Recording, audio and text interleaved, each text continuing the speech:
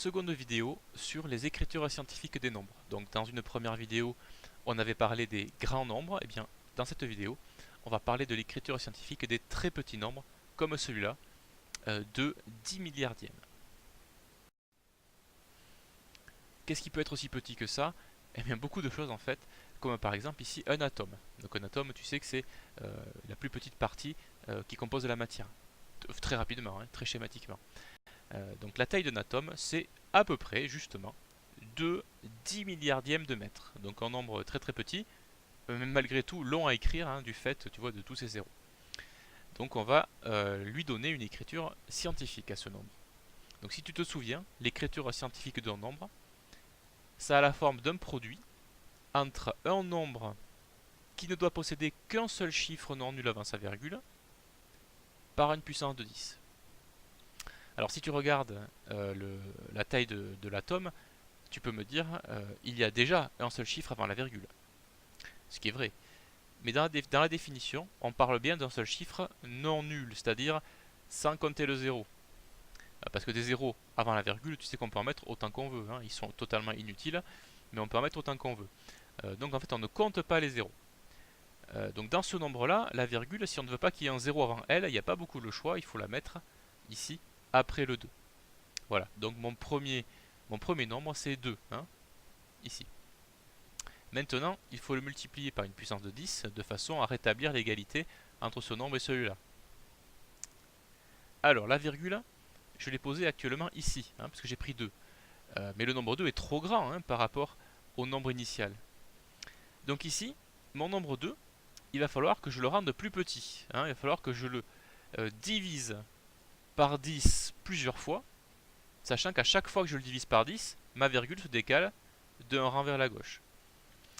Donc combien de fois dois-je le diviser par 10 pour ramener la virgule là où elle était? Eh bien on va compter.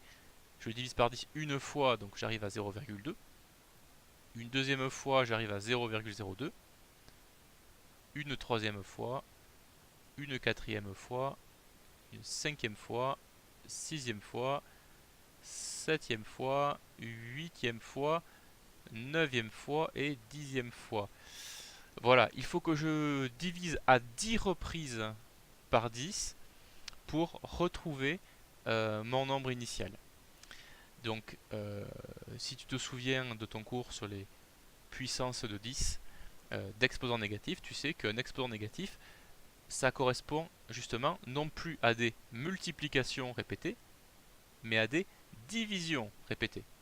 Donc ici, si on doit diviser à 10 reprises par 10, on va coder ça comme étant 10 exposant moins 10.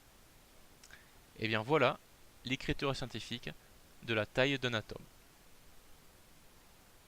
On va traiter un deuxième exemple. Alors du sable, hein, tu as sans doute reconnu.